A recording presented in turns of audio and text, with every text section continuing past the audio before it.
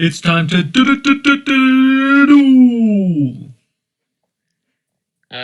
Yes, very much so. And for those of you who get the reference, you know what episode this is about. And for those of you who don't, well, go on the internet and search it up, or just listen to Yeah, what was your childhood even?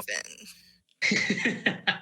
But yeah, anyways, welcome everyone Rad, to another real quick, I just want to Fiction say, podcast. Anyway, Radicor, I just want to say, if you were a really good editor, I'd want you to edit my voice of what I'm about to say in a moment to make it sound like the anime opening for the English dub of Yugioh, because Tanjiro.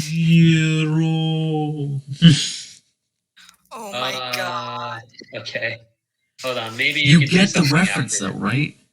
No, I got the reference, but it sounded a little bit muted, like and muffled. Like we didn't hear the crisp, like you hear the crisp Yu-Gi-Oh! You just sound like Danyo, like it Well, just sounded they got that like really bad, Tanjiro, like Now, that just sounds like you're making a bad, like trying to make his name sound spooky and a scary ghost. Yeah. Well, they fucking auto-tuned the shit out of it in the worst way, but it was so cool.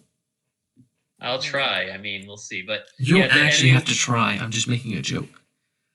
Oh no, I think I could try doing it. I'm just, if anything, we'll see if I can. You gave him the idea. So we'll see. But anyways, yeah, everyone, welcome back to another episode of the Breath of Fiction, centered on Yu-Gi-Oh! And as always, I'm Radicor, otherwise known as Just Desserts, and I'm joined today by DCC Rules, also known as Dan. I always do that in the other. I don't know what the fuck I'm doing. This is Sparta 789789. Get Snacked, otherwise known as number one Gajima Bro. And in the the background best today, we artist have ever, Czar. Yeah, we have Sar, otherwise known as Machine Core, from our last episodes. But you can say hi to her up there. Yep. Okay. Everyone just, today, post in the comments, Yu-Gi-Oh! hi Czar, you're the best artist ever, thanks. Okay, you don't have to keep doing that every single time. We get that. We all know she's the best artist ever, all right? I'm sorry. The fan art just makes me feel so special. And while we're on the topic of Czar, weird request, what if we were all drawn, like, the character model she made for us, but as Yu-Gi-Oh characters, so, like, I could have the fucking, like, Yami Yugi hair or something. Oh my god. Yami Yugi hair. I don't know. I feel like, well, what's that character that's more like DC's personality in Yu-Gi-Oh rather than Yami? Sato Joey? No, not Joey. Let's see. And Bandit Keith, I don't know. Who are you going for? I could fit Kaiba. Yeah, I think Kaiba would be more appropriate, just because he's give me that sick ass PS5 jacket.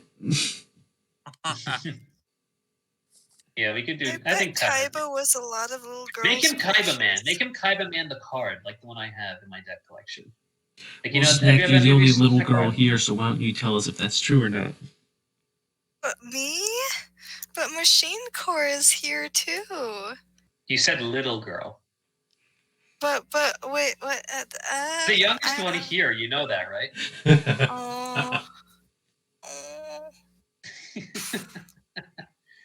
Oh man, but yes. Anyway, today we're gonna try to create the Kimetsu no Yaiba Yu-Gi-Oh! AU. And for those of you who haven't realized, Yu-Gi-Oh! Was a big part of our childhoods, except for maybe Snack, because she doesn't seem to know about it for whatever reason. Well, no. It was part of my childhood when I was in middle school, because then I got into the abridged series. But you didn't watch the original anime in the same manner we did while growing up. Yes. Or read the manga as I did, and I'm assuming Sparta did as well, because he made one literally based on the manga. Yeah, so let's start this thing, all right? I'm excited. Yu-Gi-Oh! As a manga or the anime, it's great. And the manga can get pretty dark, just like we've seen in the actual anime. So we should have plenty of good stuff to do. Like, I had heard that the original story didn't really have that much to do with the card. But until No, it did not. Manga, it didn't really click with me. Like, oh, Jesus Christ. Oh, no. Like, if you watch, like, for most people don't know, or rather people know this who are big enough fans of the Yu-Gi-Oh that they tried adapting the manga in its more faithful adaptation, but they never released it outside of Japan because it was too dark for the 90s and early 2000s censors at the time. And, Yeah, So then PCs. they and had to even make that a anime new was one, toned down. Even basically. that toned down from the manga. And then we have the actual anime, which I'm pretty sure everyone remembers Yama Yugi from, the original with this big spiky hair and the Saturday morning cartoons Yu-Gi-Oh! And that was toned down once we got to English because they censored so many stuff in there. Yu-Gi-Oh Yeah, was released in that pussies. time period where you couldn't have a beer on TV. It would always call it something else like soda. Or Uranus and Neptune were supposedly cousins. Yeah, it was a dark time. And it was also That must a have sold well in time. Alabama. No, I don't think it did. It also happened. When was that? 2000s? Ah, crap! You made me lose my train of thought. You also had a time where Sanji smoked lollipops instead of cigarettes. Oh yeah, that's Oh, right. I saw No, we that. had a time when 4Kids was doing all the English dubbing. Ugh. And they One made Piece the What's rap amazing for to me, One though, Piece. what's amazing to me is That was during good. this time period, you still had Dragon Ball, where Goku is going around and touching people's private parts. Mm-hmm. Yeah, Oh so- yeah. Cough, cough.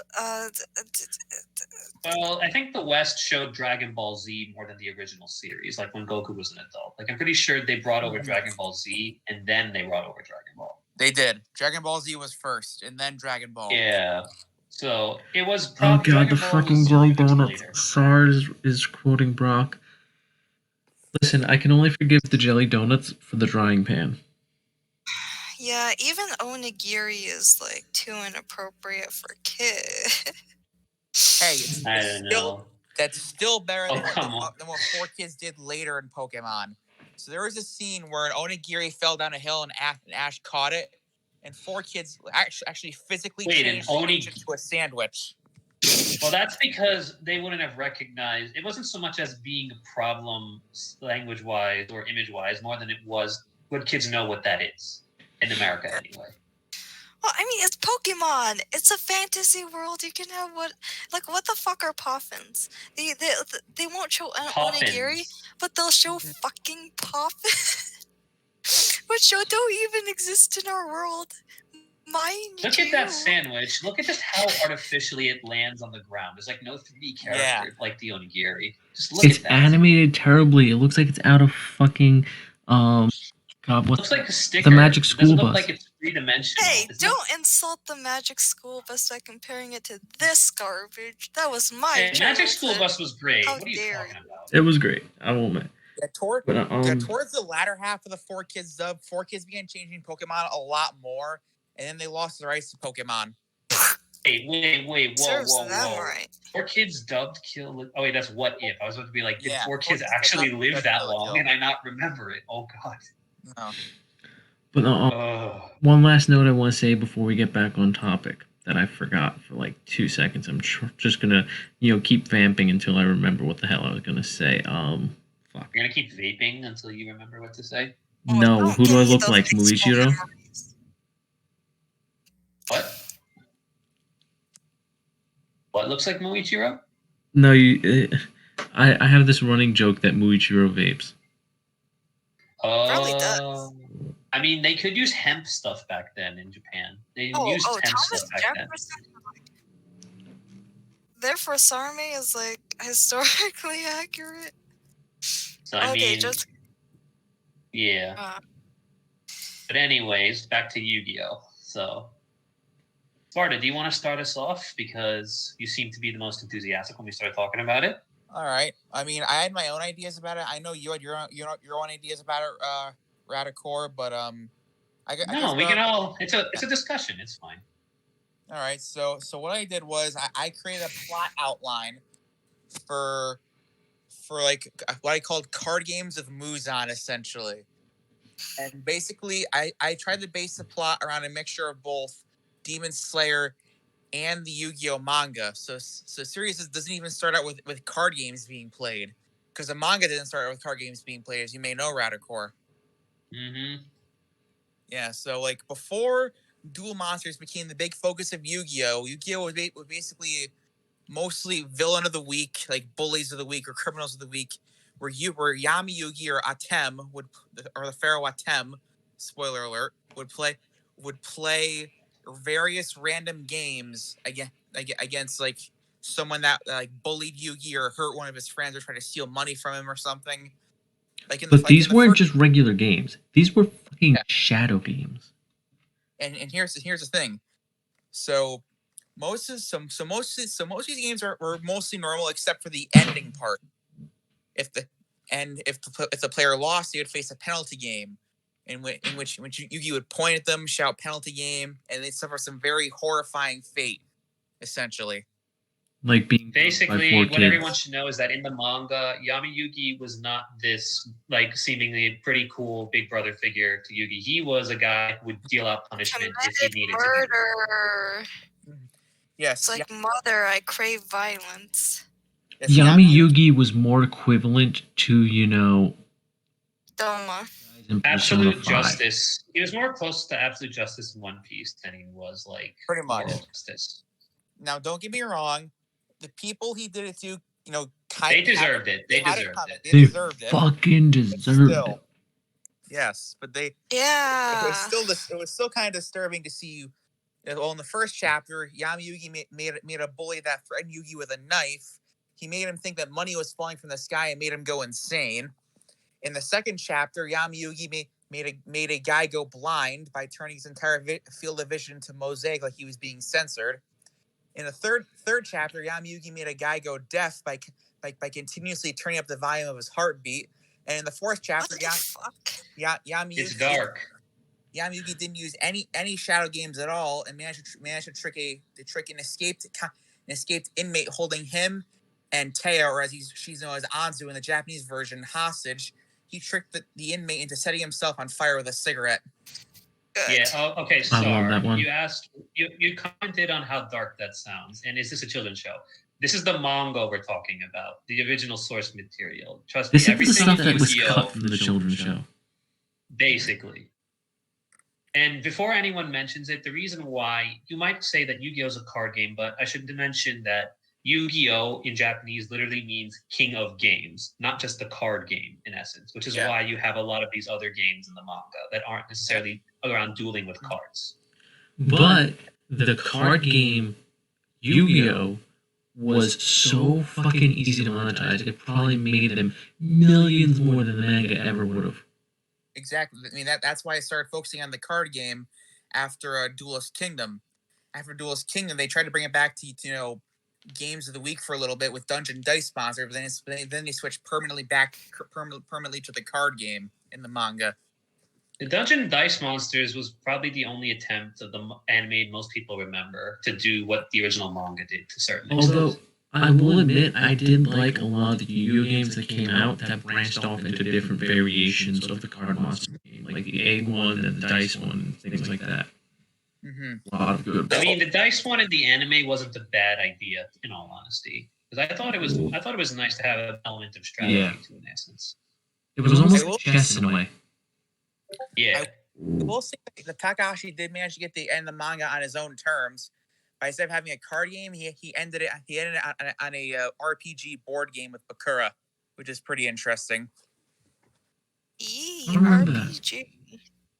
No, that's the basically the 5th season of the Yu-Gi-Oh anime is what we see in the end of the manga, essentially.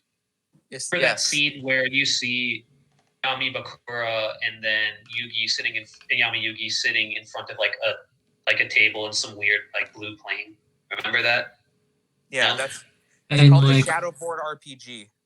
And didn't like all the characters get turned into like RPG characters? Well, yes, in a sense. Yeah. You see, in the manga, there were 2 RPG arcs. The first introduced Yami Bakura, and that was the Monster World RPG, which in the Duel Monsters anime was adapted into a duel where all the characters turn into their favorite cards instead of being turned into RPG figurines. And then the second RPG game was the Shadowboard RPG, which was Millennium World, where all the characters were transported to ancient Egypt. Yeah, I feel bad for the dude whose favorite card is Pot of Greed. Pot of Greed lets me Hey. draw 2 cards. Pot of Greed lets me draw 2 cards. Pot of Greed lets me draw 2 Yo. cards. Imagine being Now that you Yugioh mentioned, for an entire arc. like Pot of Greed, I remember like when I was a kid, there was like the legit cards, and then there's the fake ones, which are infamous, like back in the early days. If anyone remembers them, like I remember there was I remember as a joke, I got some, and then I found like these weird variations, and then there was one that there was a weird guy whose head was literally the Pot of Greed in one of those fake cards. I kid you not. I remember I was an idiot, and at one point I had a card that said Fusion Special Effect, and I'm like, oh, this card allows me to fuse other cards. But that was just a type Does it not? fused monster No, it with a does special not. effect. No, it does not. But yeah, back to the let's get back on the track of Yu-Gi-Oh plot. So we set that up. So why don't we start introducing some of the characters and concepts from Kimetsu no Yaiba into this idea of the framework we've established? All right, want me to So start obviously the protagonist is Tanjiro, right? Yes. And Yeah. the earrings would be Can I make a the equivalent suggestion of the real quick? Millennium Puzzle, right? Yeah. Because that's what I'm thinking, and that's where Yoriichi would be in. Wait, DC, what was your suggestion? Can his actual name just be Tanji? And when Yoriichi comes out, he's Tanjiro? I don't know about Yeah, that. actually, that would be funny. I mean, that would be funny from a linguistic standpoint, but let's not forget in the manga and in Japanese, the idea Yugi and Yu-Gi-Oh had a certain meaning to them. You know what I mean? So is that lost while doing it? Are we just doing it for the aesthetic effect? I'm just doing it for fucking puns. Okay. I mean, if we're gonna go like that, then I suppose that's fine. But just saying that it's equivalent to Yugi and Yu-Gi-Oh, no. Like, there's linguistic meanings behind that. I mean, I could make it worse. I could say Nezuko's name is now Nezu. Oh shit, she's a rat. She's a rat. Yeah. So what I put is I put the setting in a combined middle school, high school, so we could include some of the Hashira in there too, plus some of the older characters like Zenitsu and Kanao. Okay. So I started off was I made Tanjiro a third-year middle school student, and the story begins with Zenitsu, Inosuke, and Genya bumping into a bully that's based off a temple demon. The bully eavesdrops on them and asking about Inosuke's family because they were discussing Inosuke's family for whatever reason, as well as Tanjiro's Hanafuda earrings. The thing is, Tanjiro's Hanafuda earrings at this point were locked in a case, and he had never put them on because they were pretty fragile and pretty old. Inosuke tried to tell him to mind his own business after he asked what they were discussing, but Genya and Zenitsu quickly shut him up and pull him aside and reprimand him for trying to get into a fight with the temple demon. So the next day, Hikaru was interested in the earrings and wants to steal them so he could sell them for money. So he asks Tanjiro about them. While he isn't looking, he steals the case from him. And after it goes missing, Tanjiro and his friends go looking for it. Inosuke gets beaten up by Hikaru, and then Zenitsu and Genya get their asses kicked by him. And when Tanjiro finds him, Hikaru, the temple demon, beats him up and tells him if he doesn't pay him 100,000 yen for extortion money, he'll attack them with a knife next time. Sorry. I do though think that if this is in Inosuke, you're not going to beat him up easy. I do think there should be a Joey Tristan relationship between Inosuke and Genya. I feel like they fit that role the best. And so I can see Inosuke as like the Joey, like, I'm gonna fight this kid, I'm gonna fucking do it. And Genya is the Tristan, kind of like backing him up and protecting him. So I feel like... But would Genya back up Zenitsu, though? That's the question. I don't think he would. If you're saying Tristan backs up Joey, I don't think Genya backs up Zenitsu in that case. Inosuke, that's it. Inosuke in that case. I feel like their personalities can fit, where if you put them in a relation, like in a position to know each other for a long time and become friends, and Inosuke and Genya would get along swimmingly.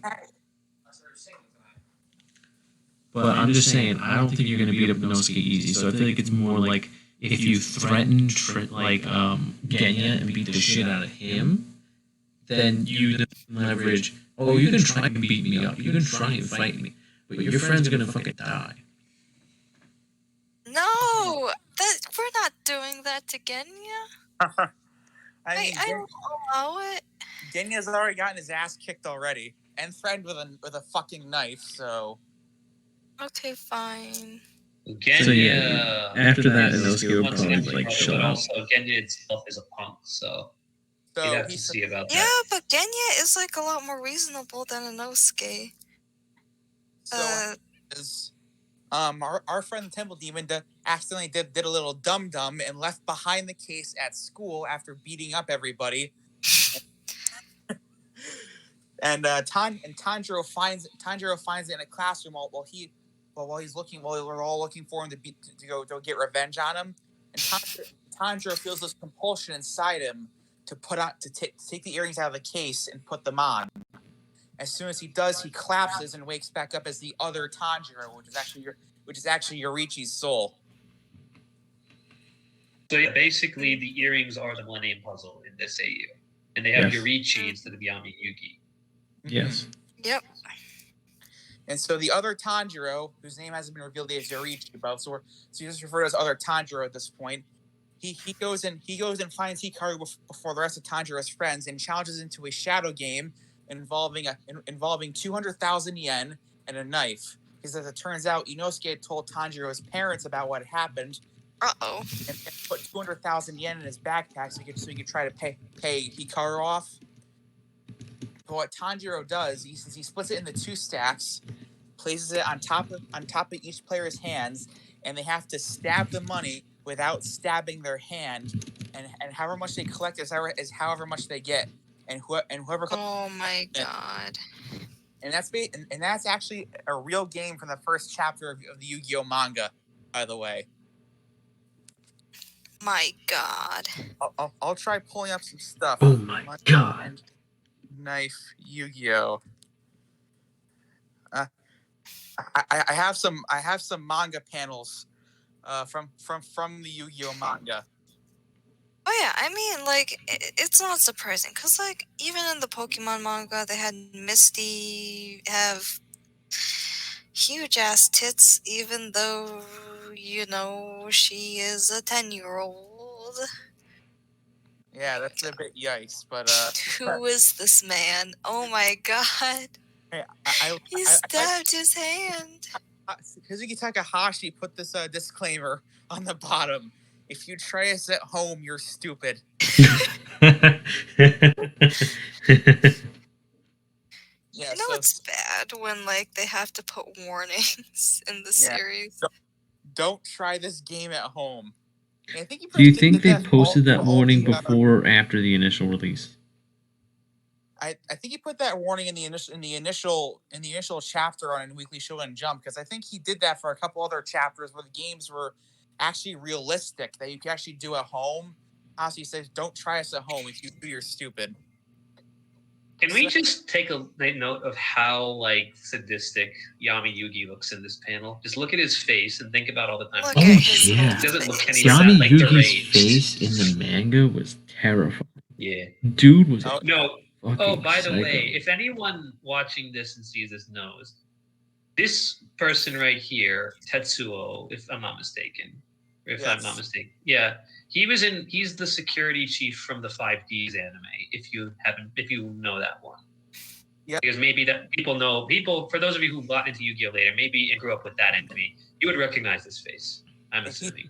He's known as Trudge in the 4Kids version of 5Ds, by the way. I thought it was Tetsuo Trudge. Like, it was 2 names. Yeah, I'm pretty sure it was Tetsuo Trudge. His name is Tetsuo Trudge. The Japanese version is Tetsuo Ushio, obviously, but most people call him Ushio.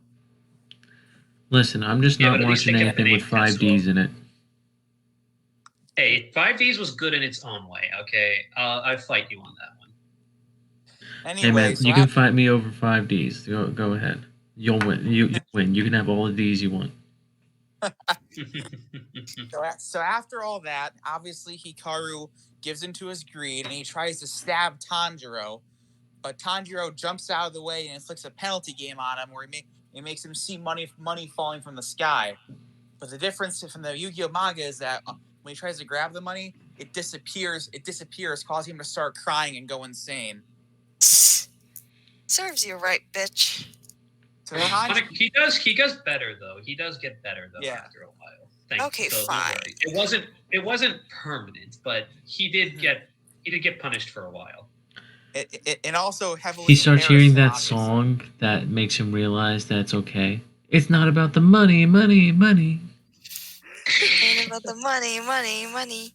And so Tanjiro goes to school the next day, having no recollection of the past night, because in the original manga at this point, Yugi wouldn't be able to remember whatever happened when Yam Yugi took over, and he sees Hikaru crying on the ground about his lost money, and wonders like, what the fuck happened to that guy?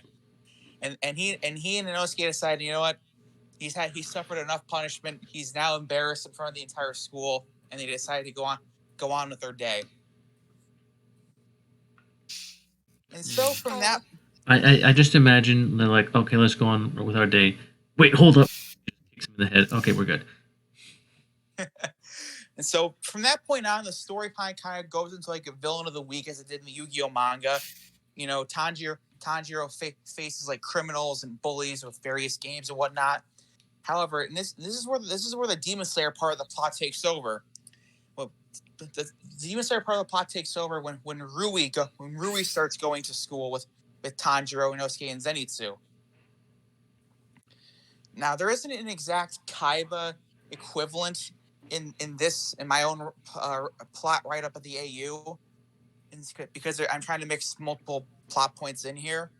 So what happens is Rui. Well, I will say, if we want to do a Kaiba, I feel like there's a few things we should consider. One, we want a character who will come back and be a good guy, because Kaiba kind of does that and is really good to his character. Splitting people really diminishes that position. Then you have to wonder about Mokubo, I believe. Yes. Like, Mokuba. do we? Mokuba. Yeah. Well, I don't know if we can do that, but It could be Hand Demon and his it brother. doesn't have to be a little brother. But we want to have this idea of whoever. Oh, Gyutaro. That's actually really good, because I was gonna say, like, have someone to kind of ground this character and make them better in a way. So Gyutaro, All right. with Yume, you could have done. Does it have to be a demon by any chance? I'm gonna say no, but I also feel like it. Okay, because we could do the personality swap and just make Kanai a nice Seto, and then make Shinobu the really feisty Mokuba at the end of the day. But or even make Shinobu Kaiba. No, Kaiba's older than Mokuba though. That's the problem. Doesn't have to be. It doesn't have to be siblings. It doesn't have to. It's just I just feel like the relationship aspect is important there, not the nature of the relationship. You know what I mean? Koyuki and Akaza. Yeah, that's what I was gonna say. Koyuki and Hakuji was another thought I had, where So what? Rui and one of the spider siblings. Maybe Yorike, the name I gave to the older spider sibling, because that's actually, I feel like, a really good character that didn't get enough screen time. So what? Wait, you mean the sister, right? Yeah. The older one or the younger one? There was a younger one? Well, technically there were older and younger siblings of sisters anyway. Remember the one that tried to run away? The one that tried to run away and die, right. That was a younger sister, I think. This one, I think, is the older sister. She's the one who creates the cocoons. No, that was a younger sister, I thought. I'm pretty sure that's the younger sister in the anime, no? Because when they fight Rui, there's only 3 siblings. 3 members, I think we see. We see, 4. We have the older brother. We have, I think it's older sister, mother, and father. Everyone else at that point had died, I believe. So we have the spider mother, spider father, spider brother, and then I think it's still the younger spider sibling, if I'm not mistaken. Yeah, no, I'm pretty sure. I think it's the younger sister. The older one tried to run away, and Rui killed her. So as I was saying, the main conflict comes around this point. Well, shortly after Rui is introduced. So Rui goes in, tries to steal the Blue Eyes White Dragon from Tanjiro in order to power up his own deck in order also to benefit Muzan. Other Tanjiro awakens after Rui has a couple of Muzan's bodyguards beat up his friends. And other Tanjiro wins against Rui and inflicts the experience of death penalty game, where Rui is made to believe he's being ripped apart and eaten alive by duel monsters. And no one messes with Genya like that. And Okay, so Go on. I just looked it up on the wiki, and I was right. She is referred to as an older sister by Rui. Yeah, but she is the younger one among the Spider Sisters. But what I brought up was she's referred to as older. Oh yeah, she is. Yeah. What I was saying is she's the youngest among the sisters. Yes, I think that is true. But I guess that's where confusion was going from, because her original title, as I read it and as they still record her as, is older sister, because Rui refers to her as older. Yeah. So shortly after Rui's first defeat, Kaguya, the creator of Duel Monsters, who's basically a good version of Pegasus. I love that. He contacts Tanjiro and informs him of what's going on. He tells him about Muzan Kibutsuji, who's the owner of a mysterious corporation that controls small pieces of stock in all the world's major companies. However, Muzan in reality is leader of a group that was called on the power of the Blue Spider Lily amulet, which granted Muzan immortality many years ago, and used it to take control of the world. Kaguya Ubayashi is the creator of Duel Monsters, and a very distant relative of Muzan. He created the game after finding ancient texts read many hundreds of years ago in the Heian period, detailing battles fought against Muzan and his original group using monsters and spells. He seeks to fight Muzan, who's trying to use Kaguya's own game to further their goals. So that introduces that conflict, obviously. Now, you mentioned Spider Lily amulets. Those are going to be this AU's equivalent of the Millennium items. We already have earrings. Yes, pretty much. When we discussed this previously, I think the best idea we had for Muzan was having his death mask be, his Millennium item, which actually allows him to control whoever wears it. I mean that was more Radicor's idea for his own thing, but we're talking about his right now, so it doesn't have to be. But I thought we could use the mask just because the idea of masks taking over someone's body, if you know. And but go on. I also like the idea of the mask because Muzan does do a lot of shape shifting, but his face is always the same. Mm-hmm. Really? Well, I mean, here's the thing. When he shapeshifts, he does take on a couple different features. Remember, the demons didn't recognize the lady until they heard Muzan's presence and voice. And then the kid wasn't... The demons wouldn't recognize Muzan unless it was by presence alone. You know what I mean? I mean, I recognized him immediately. Well, the demons can't, if anything. Well, yeah, but they're stupid. Anyway, not all of them are stupid. They might be evil, but they're certainly not stupid. But do you guys discuss 7 Millennium items now, or shelve that for now? 7 plus 1, simply because technically the slab also plays an important role in the events that follow. Okay. Yeah, I mean, so far my write up only gets into the first part of this version of Duelist Kingdom, so I haven't gotten that far yet.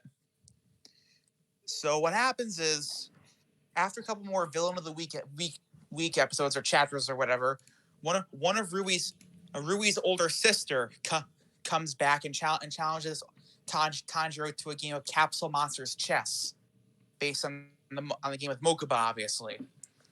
And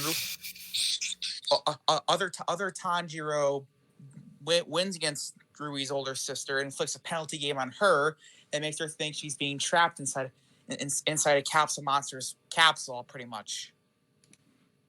Oh my god. Listen, this is the Yu-Gi-Oh manga. If you don't think it's good, then one, you're wrong, and two, it's dark. So be prepared, Yeah, like I Aziz would know. say. I know. Gotta catch Like, 'em all. I've read the Pokemon manga before. I know what's coming. Yep. Didn't Pokemon have dicks in that manga?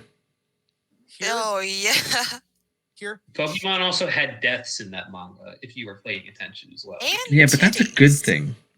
So many titties. I mean, that's just Japan. Here's what. Yeah, Are you complaining? Here's what the game.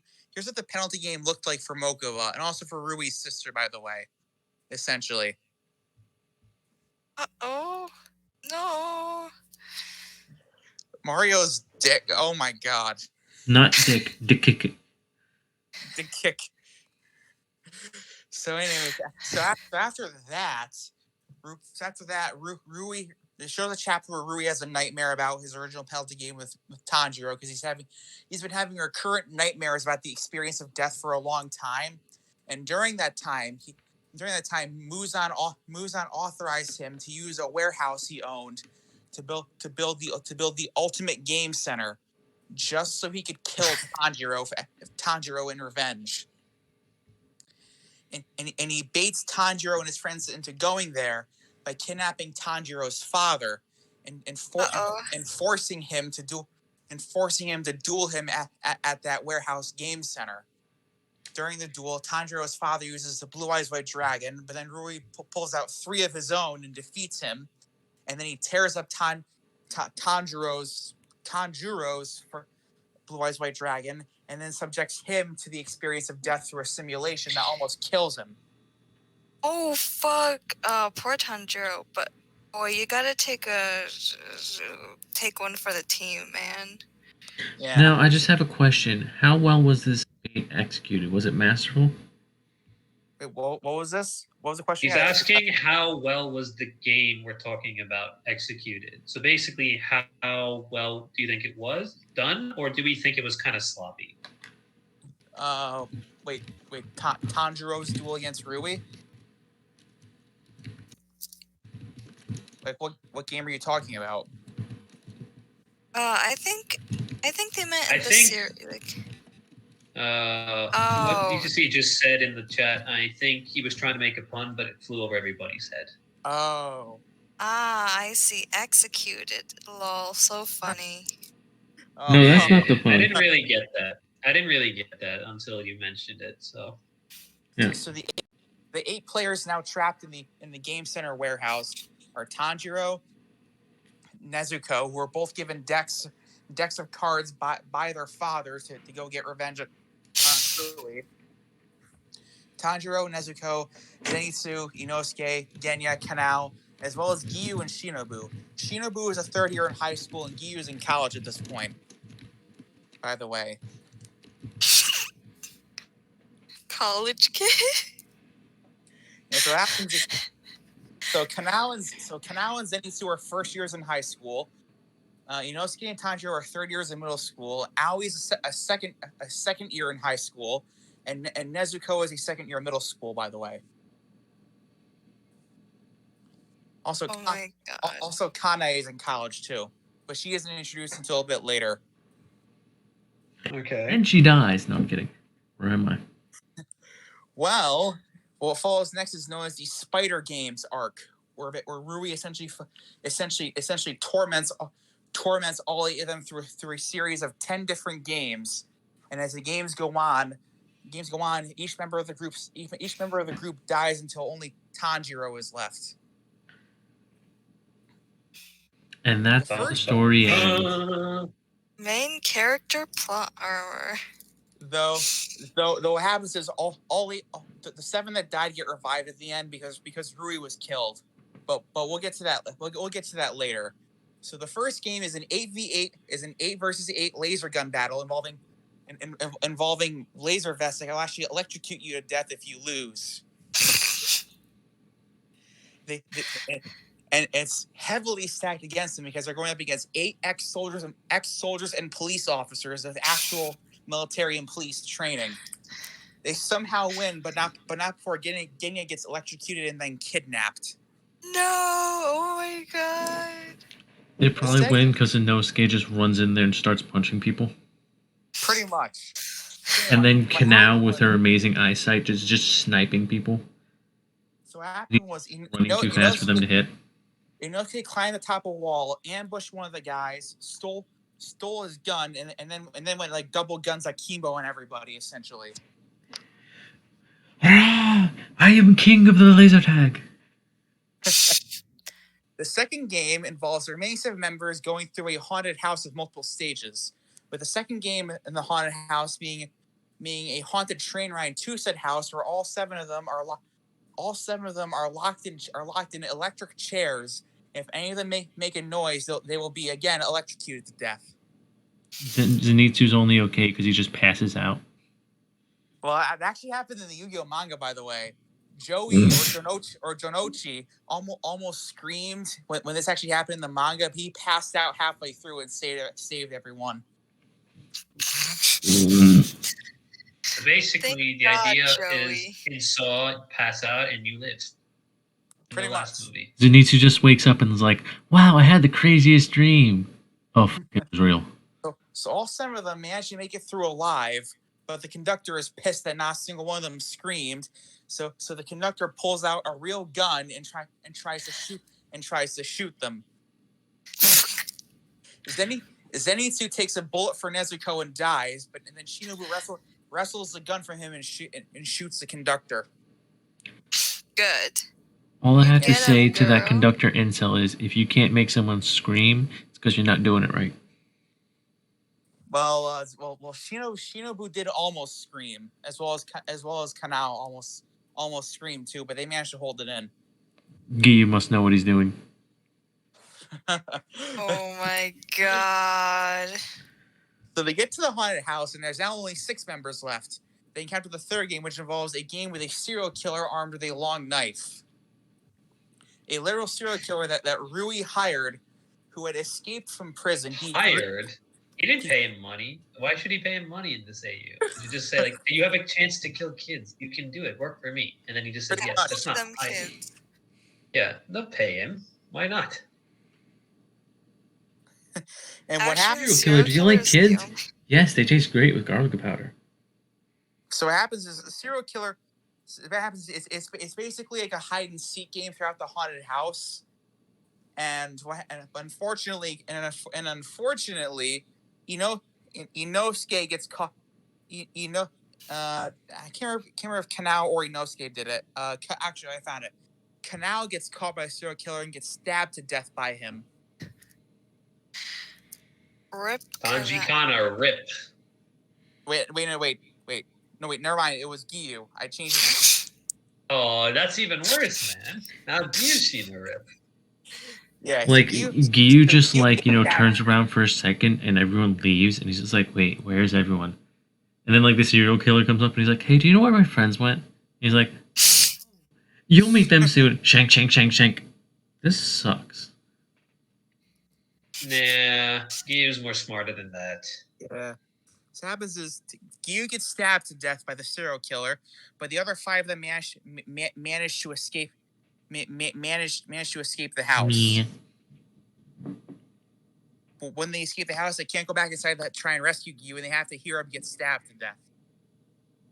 And right after that, they're confronted with a rather horrifying sight. They're confronted. Wait, what? I just had the thought, Giyu being like, "You call that cutting? I've done worse on a bad night." Oh man. Oh my god. Okay, let's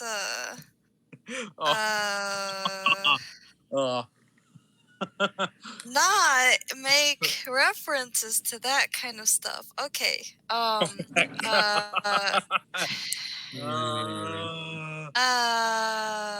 Yeah. Anyways, we do not condone these practices. Please do not learn. Yes, please don't be a serial killer. Yes, if you do, as Kizuki Takahashi said, if you do this, you are stupid. Exactly. So what happens is when they get outside, they're confronted with a duel box, which is used in the manga to have duels in instead of like a duel arena. Let me just pull up a little image of it. Duel box, Yu-Gi-Oh manga. So it's essentially a glass box where duels are conducted in.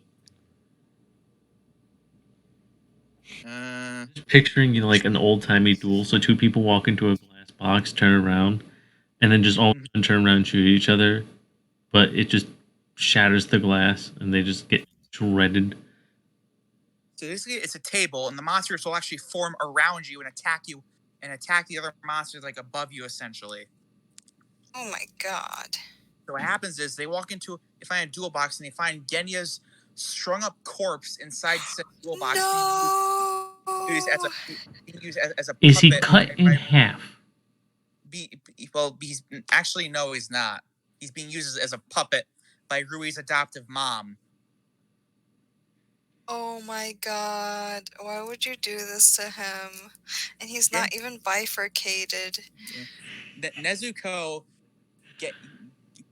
Rui's mom invites Nezuko in the duel.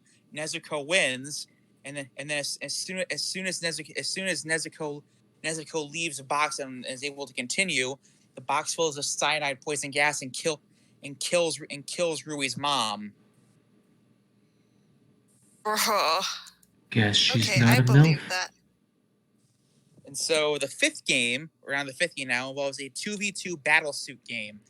Tanjiro is put in control of Shinobu and Kanao, who are randomly selected to put these heavy steel battle suits on. And they're so heavy that they can't even move them, so Tanjiro has to control them with like a joystick, essentially.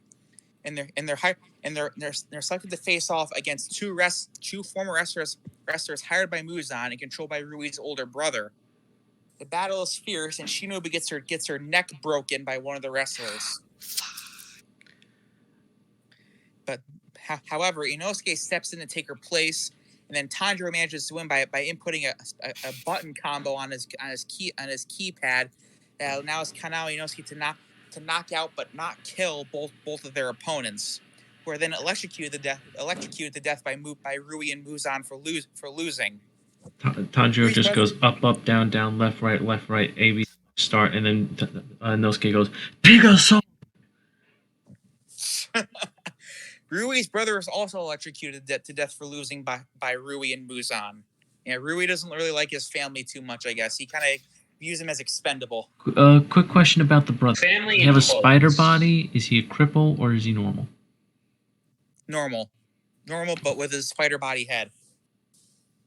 What?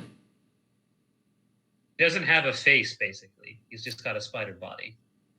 He's just a spider on his face. Normal. That's what you said. Well, that's what you said. He looks normal, but he has the head he had as a spider guy. Oh. Yeah. Okay, then that makes sense. Because I was like, you're giving him the body of a spider for his head? How does he talk? How does he... He just talks by shooting out webs, and then it's like, is that his mouth? It just constantly sounds like he's gargling. So sixth game involves a room of falling blocks. In the room of falling blocks. Oh god, it's Hexagon.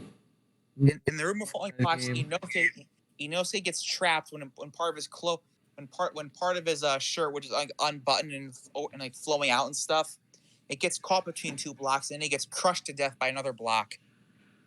I mean, that's why you don't wear a shirt like that. Man, and this is why that's more normal for a way. I mean, it's more of a tame death than some of the other ones we've seen. I just want to say this is the canonical reason why after this, Inosuke never wears a shirt for the rest of the series. So the seventh game is the first normal one. The first game. I don't care for shirts. I'll protect my head with this boar helmet, which I can barely see out of anyway. Also, I imagine for Inosuke it was a slow death because he would probably hold the block for a little while, but.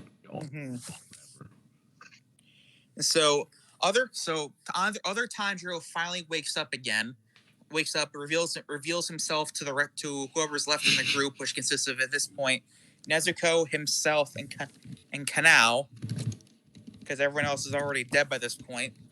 And he faces off again against Rui's older sister, and wins in Capsule Monster's chest, but doesn't inflict a penalty game on her. Instead, when he walks out, Rui tells his older sister how pissed off he is at her, and tries to kill her with the experience of death. Other Tanjiro is horrified that Rui is trying to kill his own sister and rescues her just barely in time. Hey, that's my job to kill people. And so what happens is Other Tanjiro rescues Rui's older sister and tells her to make a new life for herself away from Muzan and away from Rui, which she eventually does. Good for her. The next three games take place in the final arena warehouse and consists of three duels, all against Rui.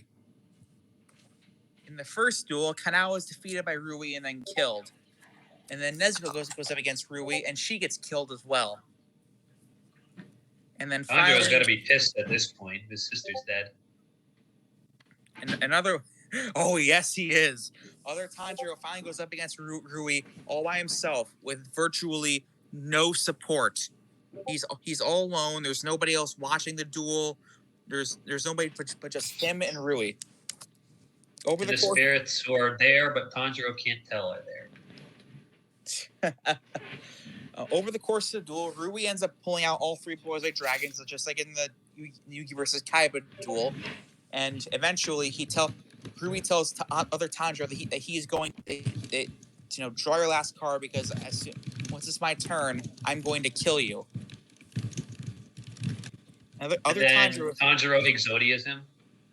Yeah, pretty much. He's visited by all of his deceased friends and his deceased sister, and they all convince him to draw the next card. He pulls Exodia and defeats Rui. Tells him all about heart of the cards, miracles and stuff. And after that, other Tanjiro kills Rui with Mind Crush. So basically, at the first episode of the Yu-Gi-Oh anime happens at the very end. For those of you who are thinking the same thing. Except Rui straight up dies instead of Kaiba just waking up later, essentially. And then all the friends get back, so they revive. They all get revived. This is the only time that happens. Other deaths after this point are permanent. Plot armor, but thank you. You were useful for a while, but now we have to discard you because the author says it's too OP. Just Spider-Man shows up with that one card that brings people back from the graveyard. Everybody gets one. Spider-Man. You've never heard that meme? Nah. Oh, I thought you were making a Yu-Gi-Oh reference. I was like, Spider-Man. What? No, the Spider-Man everyone gets one meme. So Tanjiro is finally able to remember all the battles he's fought with the other Tanjiro, and they actually start talking to each other. Yoriichi and Tanjiro start talking to each other, and he finds out that Yoriichi has no recollection of his past life. He has no memories of what his past life was like, and they both decide they're going to try to find out what happened to him all those years ago in the Heian period. And for a little while afterwards, the series shifts back to weekly battles at school with bullies and criminals and whatnot, and we also meet Aoi for the first time. Woo! And then we get the Duelist Kingdom arc. Can I just make a suggestion for how we meet Aoi? Sure. So, what grade is Aoi in again? She should be in the same as Genya. Yeah, okay. Genya and like Zenitsu, if I'm not mistaken. Because I was gonna say, I think she was a year above them. I thought she was. Yeah, she's older than them now. I think she's the same age. No, she's older than now. No, she's 17. Kanao is the first year with Zenitsu. No, I think Aoi is the same age as Kanao. I'm pretty sure. No, she's older. She's older. Aoi's a year older. But by how much though? I think it's like a year or two. Yeah. No, I think it's only by a few months. I'm pretty sure. If we're thinking. Anyway, I was gonna say, if she was old enough to go away to college, then it'd be funny to have her come back, and she's living with the Kochos, and like that's when she meets Inosuke. And this guy bleeding. Let me do first aid. Blue Leaf said in the server, in the Demon Slayer server, she was 17. So, I mean, now was 16. Where's right? that coming from, though? I'm pretty sure. Like, but the thing is, like, is that year-wise, is that month-wise? Because technically, she could be only a few months older and 17 comparatively. Well, I just wrote her in. I wrote her in as a second year in high school. So. Yeah. I mean, I think we can take creative liberties with that. I mean, it's not. Yeah. Wani never gives us a full-on set definitive That's whatever. True. We don't even know what year it is. We only have a general idea. Well, okay. According to that one according to that one meteorologist, It is 1916 in the current Demon Slayer timeline, but that's It's only usually referencing. That's only really referencing the moon they saw in the movie poster. I would argue that in the manga, the hand demon says he's been in the Wisteria forest since the KO era and for 47 years. And the KO era only lasted 2 calendar years. 18 so basically it was 1 year and then the next year and then it's done. So either it's 1914 or 15 based on that distinction when they meet in the canon. Yeah, I generally go with the idea that um, the events of KY start around 1912 or 1913 and go to about 1915 or 1916 by the end of the series. Well, that's at the beginning of the manga, excluding if you include the time skip though, then Yeah, the final selection stuff happens in 1915 or 14 based on what exactly. That's what I'm saying. So it's like it starts in like 12 or 13, time skip about 14, 15, ends by about 15, 16. I think that it's 1915 just because of little hints about the Dance of the Fire God and Tanjiro's family and the time of the beginning of the story and Tanjiro passing away. Tanjiro, I should say. In my AU, I will say it does take place 2 years, like it does start 2 years after the canon starts, officially, and I do officially state that would be the year in my AU. All right. We're getting off topic. 14. We don't have to go into years. We can do it. But Sparta, do you have anything else as part of like your reimagining of Kane Y X Yugioh? Wait, what? Oh, so Duelist Kingdom up with Kaguya announcing the Duelist Kingdom tournament on a private island he owns. Except there's no he's not Pegasus. He's not evil in that way. But Muzan manages to infiltrate the tournament with his own players and taint it and starts killing players on the island essentially. He's taking this game a little too seriously. So one thing, not for kids. They're life and death. What is wrong with you? One thing I will say though is while it's really cool to have Rui be Kaiba because I feel like Rui is a great character who deserves a redemption arc, I also think Rui would be a great person to be Weevil. Personally, I think that Weevil would be a good. I think Weevil would be like the conniving guy. So it would. I think Yoko could also be one as well because of how the personality was. So this arc the arc I did combines elements of Duelist Kingdom and Infinity Train. So what happens is on the ship right over there, Tanjiro becomes friends with Rengoku because Tanjiro met the dual pillars, which consists of all the Hashira plus Kanae, because Kanae is still alive at this point. Lame. So I'm kidding. Shinobu would like to have a word with you about that, as well as Kanae. Listen, all the if the K and Y characters became self-aware of what they were living in and that we exist and that we made them to suffer that way, it would be recreators all over again when that one character tries to kill a creator because I feel like he made the character story. If characters knew how I wrote things and things like that, it would be like that one scene from the movie Airplane where they're all trying to get that one hysterical person to calm down. But I'm not hysterical. They just want to kill me. I mean, it could just be the ending of Sausage Party at the end of the day when they become aware that they're just characters being animated. And then they go to kill the people who are animating them. And Seth Rogen. One last tangent. Have you guys ever seen that classic Looney Tunes skit where Daffy Duck is being animated and he's complaining the whole time and then it's revealed that it's being animated by Bugs Bunny? Yes, I've seen that. And no, sorry, that's not what I was referring to. So good. So anyway, as I was saying, happens was Tanjiro becomes friends with Rengoku on the ship. But on the ship, he also runs into Enmu, who he doesn't know is evil at this point. And Enmu asks to see the Exodia cards. Enmu looks at them, throws them overboard. Bruh. So just like the manga. Just like the anime. So yeah, now we're getting into the real. I actually remember that scene. So I mean, how can you forget it? So as soon as they get in the island, other Tanjiro duels Enmu and inflicts a penalty game on him, which kind of kills him essentially. But right after that duel, Akaza suddenly appears and challenges Rengoku to a duel, and they all have to watch Goku go up against Akaza. Akaza not only defeats Rengoku, but actually kills him. But actually, it kills him after the duel when he tries to take all of his star chips. And, Just remember, kids and adults watching, the manga was dark. yes. And gambling is bad. Starships You can die. are meant to fly. Get Nicki Minaj out of here. Just like in Demon Slayer, or Goku gets donutted by Akaza. Donut do that to this guy. And what happens is Do not make that pun again. donut. So Listen, man, don't punish me.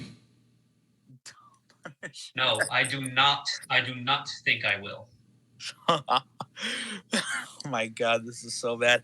Anyway, All right, let's tie up all these not puns. Yeah, so what I got so far is that Akaza manages to escape. They all threaten to kill him, to duel him one day again. And after it turns out there's other operatives of Muzan on the island, and other Tanjiro duels another Muzan operative that killed another duelist by strangling him before he dueled Kanao and kidnapped her after taking all of her star chips. Other Tanjiro duels him, defeats him, and then inflicts a penalty game to make him think he's being hanged, essentially. I feel like I remember that. Hangman has cometh. And then obviously other Tanjiro rescues Kanao's star chips and gets her back into the tournament. And that's all I got so far. Well, I think that was it's a great AU so far. Very nice, when I say nice, it's also because it's faithfully sticking to the manga's themes of death being a real part of the plot in this. All right?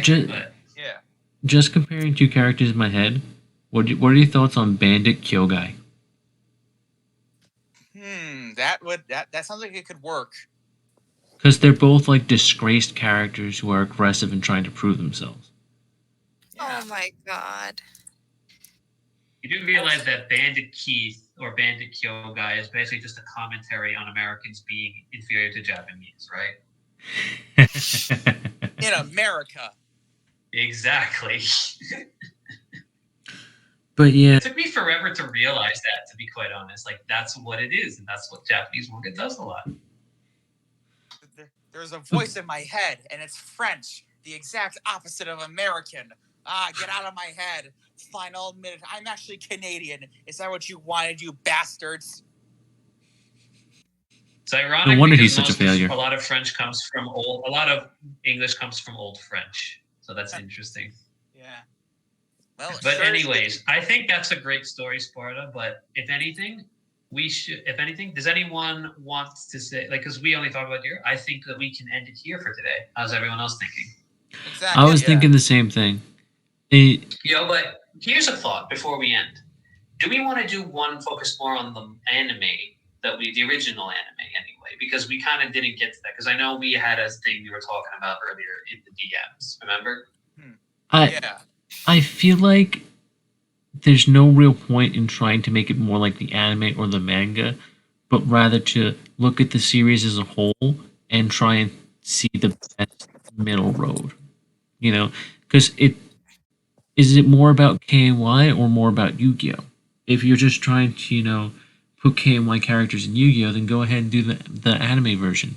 Think about what fits best there. But if you want to mix the two and create a good story that kind of ties both stories together, then maybe you go with, both. The middle road. Yeah. A middle road would be nice, but again, like, it's just how well will the plot fit? That's the only real thing we need to construct. But that's the fun of it. I think we might, but I think that's a topic for another day at the end of the day. How about you? And I do want to say, as for how well will the plot fit, we did with Avatar. I mean, come on, that was fantastic. Yeah. You can always make a middle road.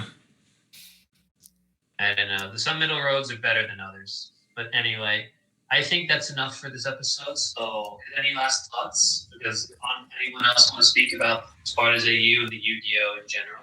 Because we did anything? No? Oh, well, I guess not then. Well, I was gonna say thanks. I'll probably throw in an original arc of my own into this to try and fit some more stuff in, to try and bring it back to the KNY a bit more, I guess. But yeah. Take your time, man. You don't have to do it if you don't want to, and you can't. I mean, either way, I'm sure it'll be all right. But anyways, when we revisit thanks. this, we'll see, what we have at that time, and we'll play around with it. We'll discuss things. The entire idea here is, not to come on here and tell a story, but discuss, get ideas flowing. Yeah. And also go off the rails like we do every time California's not here. Yeah. And make memes. I love making memes with y'all fuckers. Yeah. But anyways, to everyone watching, thanks again for tuning in to another episode of The Breath of Fiction, as always. And from Outercore DCC and from everyone here, we'd like to thank you all one more time, and hope to see you next time when we do another AU, possibly more of the middle road, as DCC was talking about with the Yugioh KNY. Or we're going to have some other ideas, which we're hoping to share with you as time goes on. So until next time, bye-bye. Goodbye. Have a good night. And we attacked your life points directly.